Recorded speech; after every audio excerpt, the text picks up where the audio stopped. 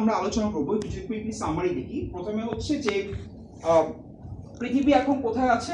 পৃথিবী আছে রসাতলে, পৃথিবী গমন করেছে এবং সে পৃথিবীর রসাতলে উদ্ধার করার জন্য কে আসবে? বরাহদেব আসবে এবং সেই বরাহদেব ভগবান সম্পর্কে লীলা বিষয় এবং তার মহিমা আমরা আজকে আমার পার্টে শ্রবণ করব। আচ্ছা, শ্লোক 15 প্রভু একটু পড়েন, অনুবাদটা পড়েন। হরে কৃষ্ণ। শ্লোক 15। হে দেবাদিদেব, আপনি কৃপা করে প্রলয়ে সলিলে নিমগ্ন পৃথিবীকে উদ্ধার করার প্রযত্ন করুন, কেননা তা হচ্ছে সমস্ত জীবদের বাসস্থান। আপনার প্রচেষ্টা ও পরমেশ্বর ভগবানের কৃপায় তা করা সম্ভব হবে। ধন্যবাদ। তো আমরা এই পার্টটা একটু দেখি। এই পার্টটা কি বলেছে? এই পার্টটা এখানে এটাই বলা হয়েছে যে মনু যে প্রশ্নটা করেছিল ব্রহ্মাকে যে পিতা আমি কোথায় গিয়ে প্রজা পালন করব, তো পিতা সেটা ক্লিয়ার করে দিয়েছে। সেটা কি? সেটা হচ্ছে আমার বাসস্থানটা হচ্ছে পৃথিবী। এখন প্রশ্ন হচ্ছে পৃথিবী এখন কোথায় আছে? পৃথিবীর অবস্থান হচ্ছে এখন গর্ভোদক সমুদ্র। গর্ভোদক সমুদ্র কোথায়? যেখানে গর্ভোদক সে বিষ্ণু শায়িত আছে, যেটা অর্ধেক পূর্ণ করে রেখেছে আমাদের ব্রহ্মাণ্ডকে। সে গর্ভোদক সমুদ্রকে পৃথিবীকে নিক্ষেপ করা হয়েছে।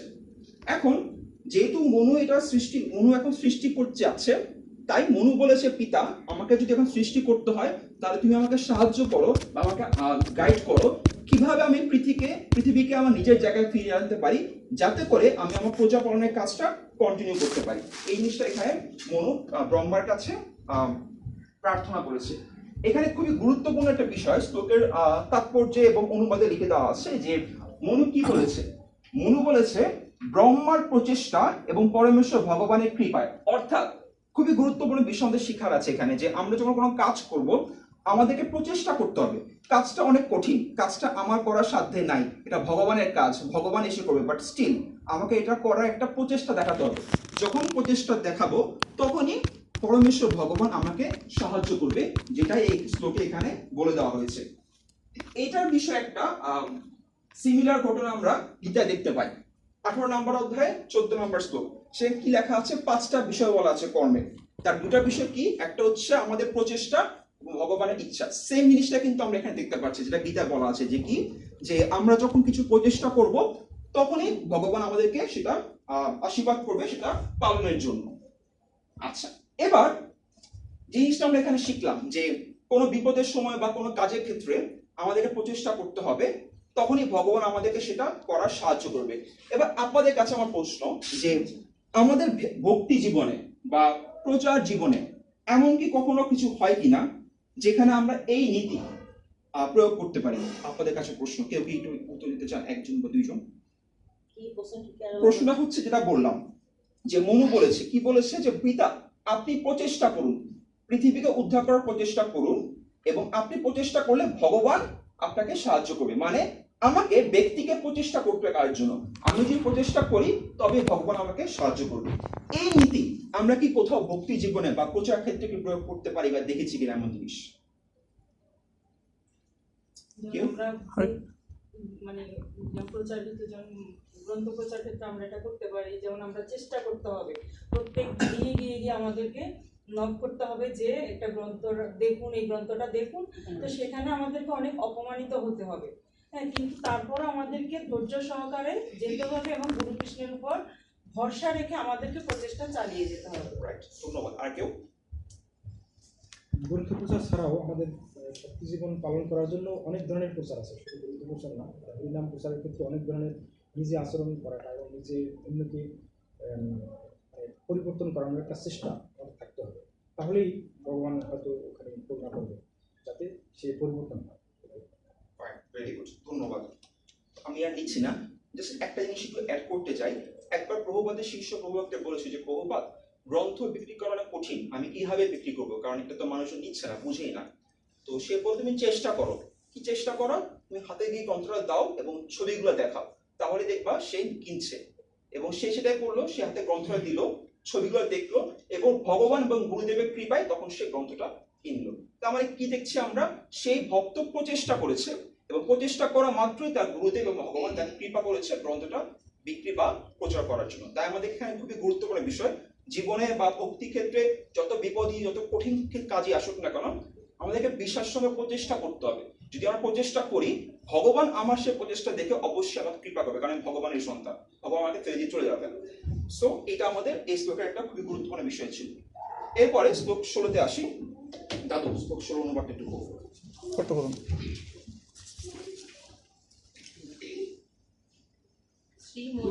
শ্রী মৈত্র বললেন, এইভাবে জলমগ্ন দেখে ব্রহ্মা দীর্ঘকাল ধরে চিন্তা করছিলেন কিভাবে তাকে উদ্ধার করা যায়। Right, ধন্যবাদ। শ্লোক 16-তে এখানে একটা খুবই গুরুত্বপূর্ণ বিষয় আছে। পৃথিবী এখন সংকটাপন্ন। কোথায় আছে? গর্ভদক সমুদ্র, বিপদাপন্ন অবস্থায় আছে। ব্রহ্মা কিন্তু বিপদে বিচলিত হয় নাই যে আয় হায় আমার কি হয়ে গেল, আমি তো সব শেষ। না, ব্রহ্মা প্যানিক করে নাই। ব্রহ্মা কি করছে? সুন্দর মতো ঠান্ডা মাথায় চিন্তা করে, আচ্ছা ফাইন, আমার এখন কি করা উচিত? আমার এখন ভগবানের জন্য ডাকা উচিত, ভগবানের কাছে প্রার্থনা করা উচিত। তার মানে এখানে আমরা কি শিখলাম? যে যখনই কখনো বিপদে পড়ছি, কোনো দুরাবস্থায় পড়ছি, হতভম্ব হওয়া যাবে না। ঠিক আছে? হতভম্ব হলে আমি কখনো সমাধানে সুচিন্তা মাথায় আনতে পারবো না, প্যানিক করা যাবে না। কি করতে হবে? ঠান্ডা মাথায় ভেবে চিন্তে ভগবানকে আশ্রয় করে চিন্তা ভাবনা করতে হবে কিভাবে বিপদ থেকে উদ্ধার করতে পারি। তাহলে আমরা বিপদের জন্য এবং সহজ এবং সুন্দর সমাধান লাভ করতে পারবো। সেটা খুবই গুরুত্বপূর্ণ বিষয় আমাদের জীবনে, আমরা এটা নিজের প্র্যাকটিক্যাল লাইফে এটা ইমপ্লিমেন্ট করতে পারি। আচ্ছা, শ্লোক 17 মাতাজি। ব্রহ্মা ভাবলেন, আমি যখন সৃষ্টিকার্যে মগ্ন ছিলাম তখন পৃথিবী জল প্লাবিত হয়ে সমুদ্রের গভীরে গমন করেছে। সৃষ্টি রচনার কাজে যুক্ত আমরা এখন কি করতে পারি? সবচাইতে ভালো হয় যদি সর্বশক্তিমান ভগবান আমাদের করতে। রাইট, খুবই গুরুত্বপূর্ণ বিষয়। সেটা কি? ব্রহ্মা জানে যে ব্রহ্মাকে সৃষ্টি ভগবান কেন করেছে, বিষ্ণু কেন সৃষ্টি করেছে, কোথা সৃষ্টি করা। যখন ব্রহ্মা ভাবতেছে আমাকে যে কারণে সৃষ্টি করা হলো, আমি তো সেই কাজটাই করতে পারছি না, তাই না? কেন? কারণ পৃথিবী আমার কাছে নাই।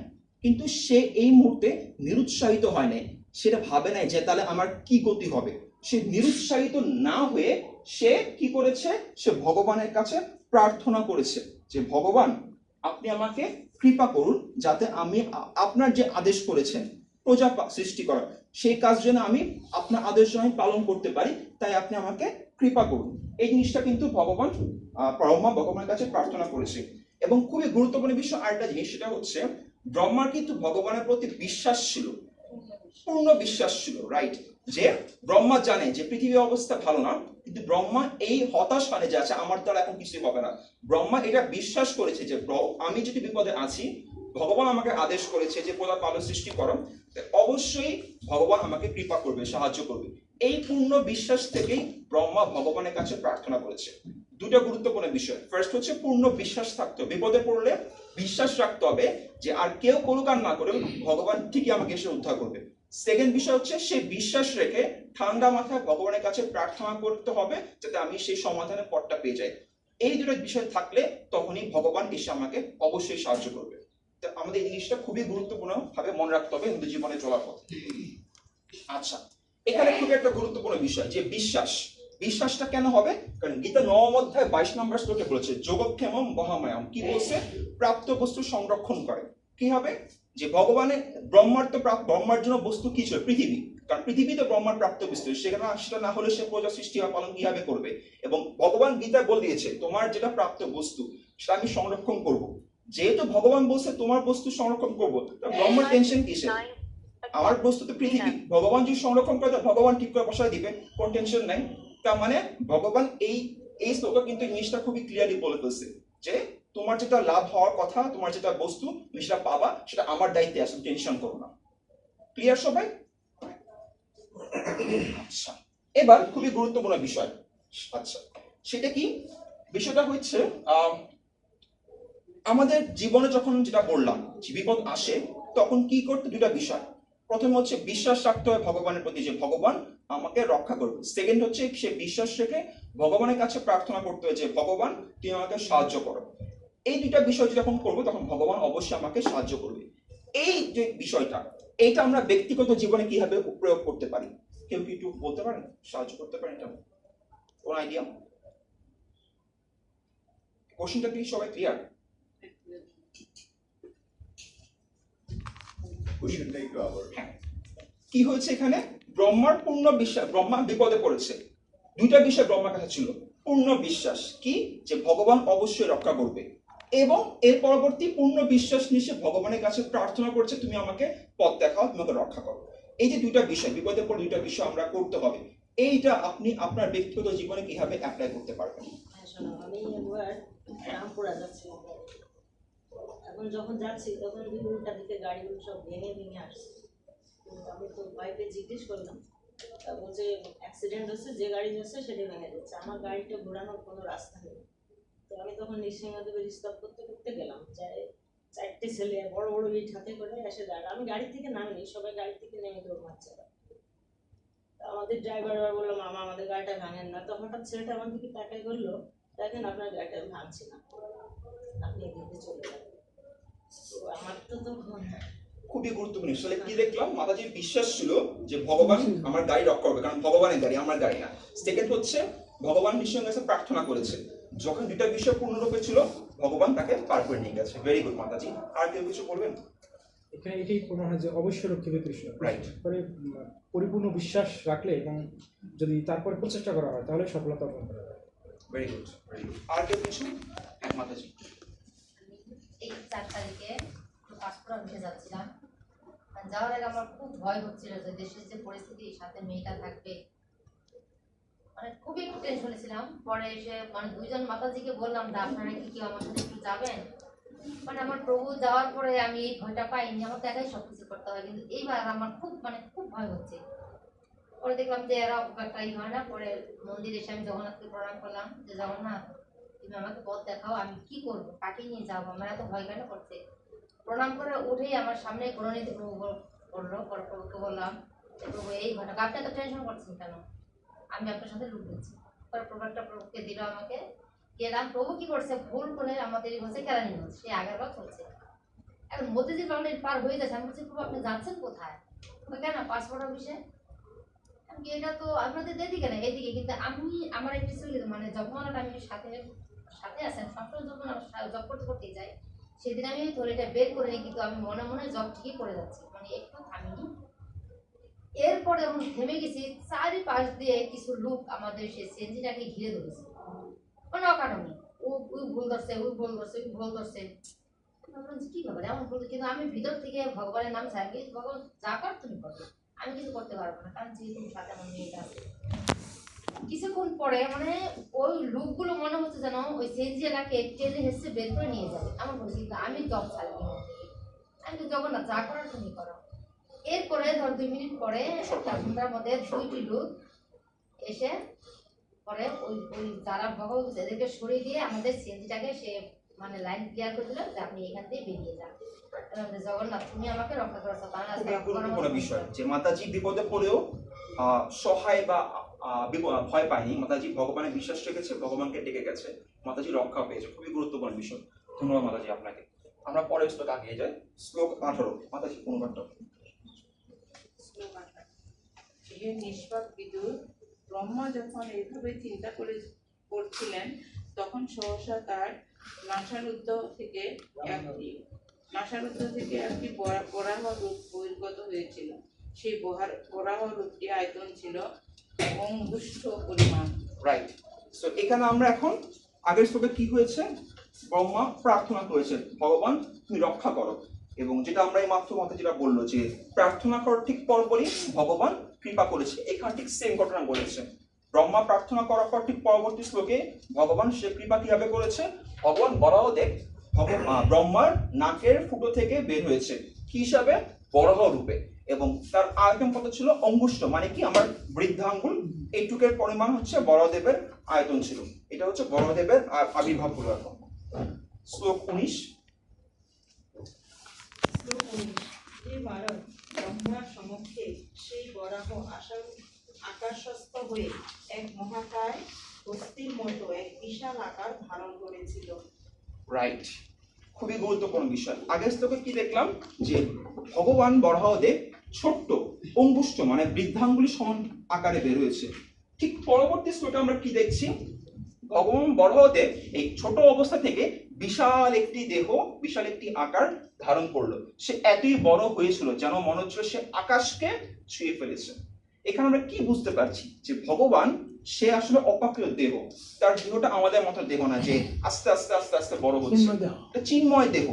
সে চাইলে ছোট ক্ষুদ্র আকারে প্রকাশ করতে পারে এবং সে চাইলে মুহূর্তের মধ্যে বৃহৎ চিন্তার বাইরে বৃহৎ দেহ, বৃহৎ আকার লাভ করতে পারে। এটা ভগবান বলেই এটা সম্ভব। শ্লোক 20 প্রভু। আকাশে অবস্থিত আশ্চর্যজনক সেই বরাহ রূপ দর্শন করে বিস্ময়ে ভূত হয়ে মরীচি প্রমুখ ব্রাহ্মণ, কুমারগণ ও মনুসহ ব্রহ্মা নানা প্রকার তর্ক বিতর্ক করতে লাগলেন। রাইট, এই শ্লোকটা কি হয়েছে, ভক্তের মধ্যে ভক্তরা যেখানে উপস্থিত ছিল, কারা কারা, ব্রহ্মা, কুমার এবং মনুরা, তারা এই বৃহৎ মানে আশ্চর্য রূপ দেখে একটু বিভ্রান্ত হলো। এটা কি জিনিস, কোত্থেকে এলো এটা, তাই না? কারণ আমরা যখন নতুন কিছু দেখি, সাপোজ একটা বাচ্চা যখন আকাশটা প্লেন দেখে, সে কিন্তু প্লেন চিনে না, সে ভাবে এটা কি, এটা কি পাখি নাকি কোনো বস্তু না কি, এটা কিন্তু অনেক অবাক হয়, সেটা সিদ্ধান্ত আসতে পারে জিনিসটা কি। এই সেম ঘটনা এখানেও হয়েছে। কি হয়েছে, এখানে যারা উপস্থিত ছিল ব্রহ্মা, মনু এবং কুমার, তারা কিন্তু কেউই এখানে বরাহদেবকে আগে দেখে নাই, তারা প্রথমবার বরাহদেবকে দেখেছে। তাই তারা অবাক হলো জিনিসটা আসলে কি, এমন রূপটা কোনদিন আমরা দেখি নাই। তাই তারা তর্ক বিতর্ক করছে যে একজন এক এক ধরনের মত দিচ্ছে, একজন বলছে এটা কি জিনিস, আর একজন ডিফারেন্ট কোনো মত দিচ্ছে, যেটা নিয়ে সিদ্ধান্তে আসতে পারছে না এটা আসলে কে, এটা কি আসলো আমাদের সামনে। তাই তারা একটু বিভ্রান্ত হয়ে গেছে বরাহদেবের পরিচয় সম্পর্কে। আচ্ছা, পরের শ্লোকে আসি, শ্লোক নাম্বার 21 প্রভু। কোনো অসাধারণ ব্যক্তি কি চন্দ্রবেশে শুকরূপে আবির্ভূত হয়েছে। এটি অত্যন্ত আশ্চর্যজনক বিষয় যে তিনি আমার নাসারুদ্র থেকে আবির্ভূত হয়েছে। রাইট, আচ্ছা, আগের শ্লোকে আমরা কি দেখলাম, যেহেতু তারা বরাহদেবকে কোনোদিন আগে দেখে নাই, তাই তারা অবাক যে কি আসলো আমাদের সামনে এটা। এবং যেটা বললো যে এক একজন ব্যক্তি বিভিন্ন ধরনের মতামত দিচ্ছে, আচ্ছা এটা অমুক, এটা তমুক। তো এখানে সেটাই বলা হয়েছে যে যেই জিনিসটা, যেই প্রকাশটা ক্ষুদ্র থেকে হুট করে বড় হয়ে গেল, সাধারণ কোনো মানুষ এটা হইতে পারে না। কারণ একটা মানুষ কিন্তু হুট করে এরকম বড় হয়ে যেতে পারে না, তার মানে এটা খুবই ক্ষমতাপ্রাপ্ত অসাধারণ কোনো একটা ব্যক্তি, অসাধারণ কিছু একটা হবে, না হলে এটা এভাবে সম্ভব না জিনিসটা। এটা তার মানে কোনো মানুষ না, এটা কোনো অপ্রাকৃত কোনো একটা বিষয় বা কোনো একটা বস্তু। আচ্ছা, শ্লোক 22 প্রভু। হরে কৃষ্ণ। প্রথমে এই বরাহ অঙ্গুষ্ঠ পরিমাণ দৃষ্ট হয়েছিল এবং ক্ষণিকের মধ্যেই তা বিশাল পাষাণের মতো হয়েছে। তার ফলে আমার মন বিক্ষুব্ধ হয়েছে, ইনি কি পরমেশ্বর ভগবান বিষ্ণু? রাইট, এবার এতক্ষণ তারা বিভ্রান্ত ছিল, আচ্ছা এটা পরিচয়কে বুঝতে পারছিল না। এবার তারা এট লাস্ট রিয়েলাইজ করতে পারলো যে এটা তাহলে কি হইতে পারে। কেন, এখানে ব্যাখ্যাটা এমন করে প্রভাব বলেছে যে ব্রহ্মা দেখলো এমন বস্তু তিনি আগে কখনো দর্শন করেনি, যে বস্তু তার নাকের ভিতর দিয়ে বের হয়ে ক্ষণিকের মধ্যে বৃহৎ আকার ধারণ করেছে। এটা আশ্চর্য বস্তু। তাই ব্রহ্মার মনের সিদ্ধান্ত আসছে যে বস্তু এরকম আশ্চর্য শক্তি ক্ষমতা প্রদর্শন করতে পারে, সে জিনিস বা সেই বস্তু অবশ্যই পরমেশ্বর ভগবান ছাড়া আর কেউ হতে পারে না। কারণ পরমেশ্বর ভগবান ছাড়া এরকম অপ্রাকৃত রূপ এবং অপ্রাকৃত পাওয়ার অন্য কারোর নাই আমাদের। তাই এটা অবশ্যই পরমেশ্বর ভগবানই হতে পারে। এটা ভগবানের ব্রহ্মার মনে সেই চিন্তাটা আসলো।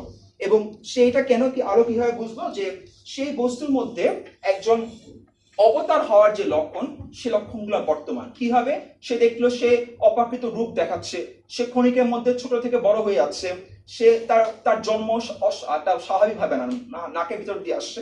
এটা কোনো সাধারণ জীবের জন্ম এভাবে হতে পারে না। তাই এটা অবশ্যই কোনো একটা ভগবানের অবতারই হতে পারে। শ্লোক 23 মাতাজি।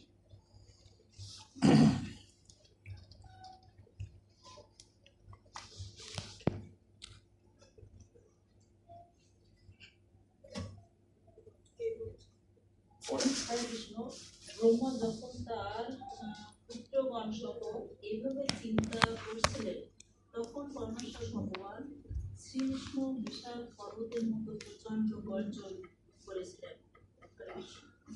আচ্ছা, 23 নম্বর শ্লোকে কি বললো, আগের শ্লোকে কি বলেছে, ব্রহ্মা মনের মধ্যে এই চিন্তা করতে লাগলো, যেহেতু অপ্রাকৃত রূপ, এটা পরমেশ্বর ভগবান ছাড়া অন্য কেউ না। ব্রহ্মা আগের শ্লোকে মনের মধ্যে চিন্তা করছে, ঠিক তার পরবর্তী শ্লোকে ব্রহ্মা যে মনে মনে এই চিন্তা করছে, ব্রহ্মার চিন্তা যে সঠিক সেইটা প্রুফ করার জন্য ভগবান কি করেছে, এই শ্লোকটা বৃহৎ রূপে গর্জন করেছে।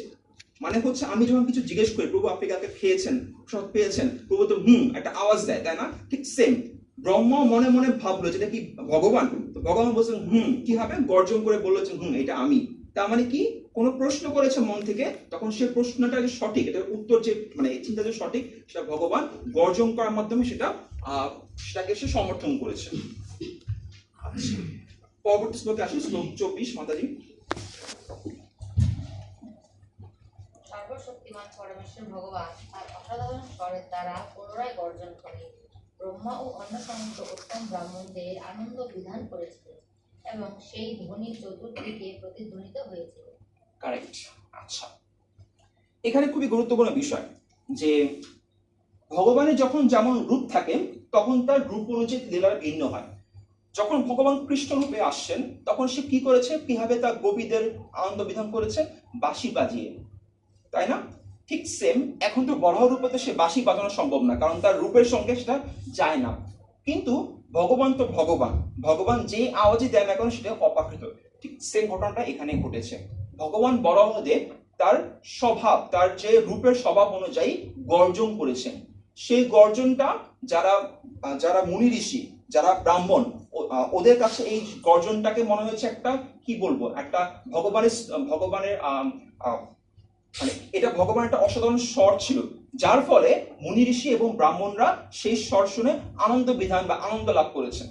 কারণ কি, যখন বৃন্দাবনে কৃষ্ণ বাঁশি বাজ তখন সব গোপীরা কিন্তু আনন্দ পেত, কারণ ওই বাঁশির যে মূল থিম, সে মূল থিম এবং এই গর্জনের যে মূল থিম সবকিছু কিন্তু এক, তাই না? তাই সে যখন এই থিমটা বোঝার মতো ক্ষমতা সেখানকার উপস্থিত ব্রাহ্মণ, মনু, ব্রহ্মা সবার ছিল, তাই তারা যখন এই শব্দ শুনেছে তখন তারা আনন্দ লাভ করেছে। ওকে, এবং খুবই গুরুত্বপূর্ণ বিষয় হচ্ছে যেহেতু মনু, ব্রহ্মা, উপস্থিত অন্যান্য ব্রাহ্মণরা, ওদের সেই ক্ষমতা যোগ্যতা ছিল ভগবানের এই গর্জনকে উপলব্ধি করা, তাই তারা সেটাকে আনন্দ রূপে গ্রহণ করেছে। কিন্তু আশেপাশে যারা অসুরা ছিল তারা কিন্তু এই গর্জনের মূল বস্তুকে উপলব্ধি করতে পারে নাই, তারা এই গর্জনের ফলে ভয় পেয়েছে। কেন? যখন খুব জোরে একটা আওয়াজ হয়, সাপোজ আপনি রাস্তা দিয়ে হাঁটছেন, ট্রান্সফর্মার জোরে ব্রাশ হলো, আপনি কি ভয় পাবেন না? জোরে আওয়াজ আসছে, ঠিক সেম এখানে ঠিক সেম হয়েছে। যেহেতু বরাহদেব জোরে গর্জন করে, জোরে আওয়াজ করেছে, তাই অসুররা সেই আওয়াজের ফলে ভয় বা ভীত অনুভব করেছে।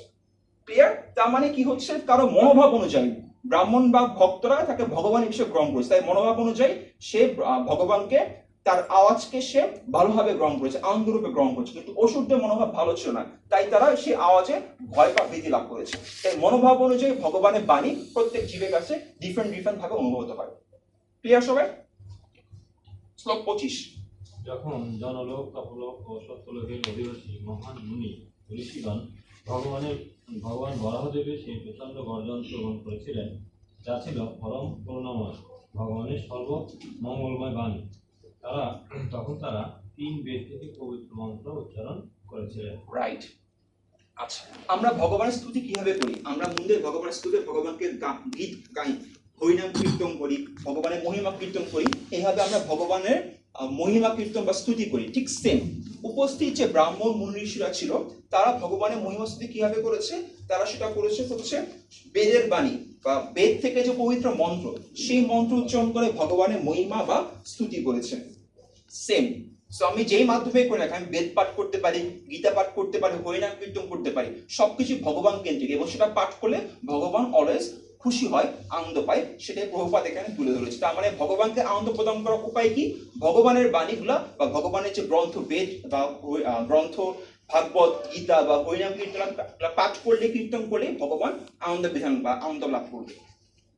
আচ্ছা, এবং আরেকটা বিষয় এখানে তুলে ধরা হয়েছে যে মুনি ঋষিরা বরাহদেবের আবির্ভাবে আরেকটি কারণে আনন্দ লাভ করেছিল। কেন? কারণ তারা জানে তারা এখন বিপদে আছে। কেন? পৃথিবী গর্ভদক্ষের মধ্যে পতিত হয়েছে।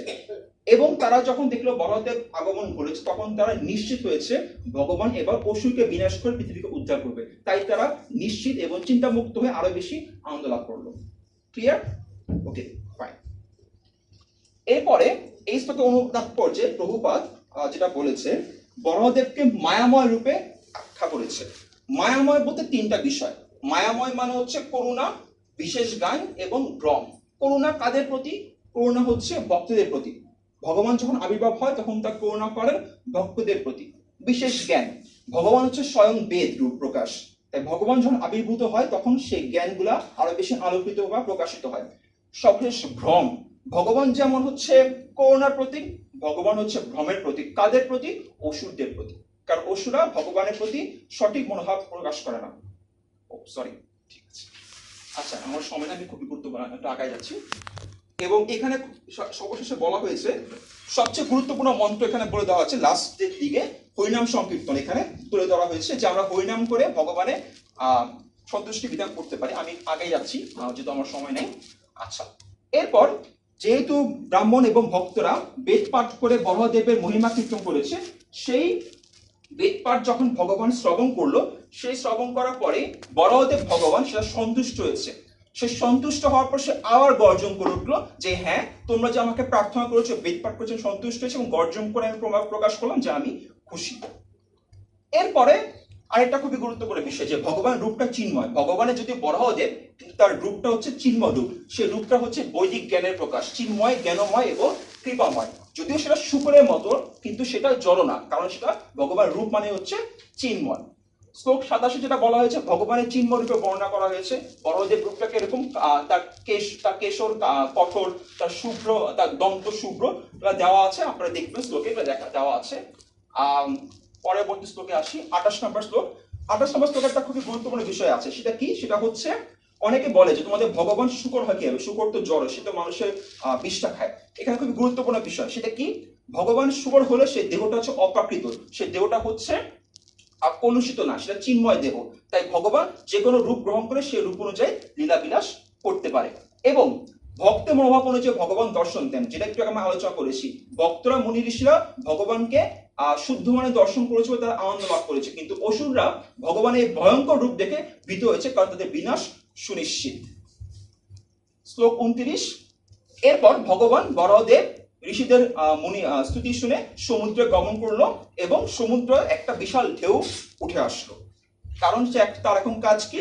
পৃথিবীকে উদ্ধার করে অসুরদের ধ্বংস করা। আচ্ছা, এবং সর্বশেষে কি হলো? গবদক সমুদ্রে ভগবান বরাহদেব পৃথিবীকে লাভ করলো এবং তাকে দর্শনাগ্রে গ্রহণ স্থান করে উপরে উঠলো। লাস্ট পয়েন্ট, যেটা অনেকে কনফিউশন হয় যে পৃথিবী কি রসতলে গমন করেছিল? না, রসতল হচ্ছে 7টা নিম্ন লোক, যেটা পৃথিবী ওইটার থেকে আরো বেশি উন্নত। পৃথিবী রসতলে জানে, পৃথিবী গেছে কোথায়? গবদক সমুদ্রে, যেখানে ভগবান গবদক বিষ্ণু শায়িত ছিল। সরি, লাস্টে খুব ফাস্ট গেলাম কারণ সময় ছিল না। ধন্যবাদ। হরে কৃষ্ণ, হরে কৃষ্ণ, কৃষ্ণ কৃষ্ণ হরে হরে, হরে রাম, হরে রাম, রাম রাম হরে হরে। আপনারা কৃপা করে কোনো ফিডব্যাক এবং প্রশ্ন থাকলে বলতে পারেন।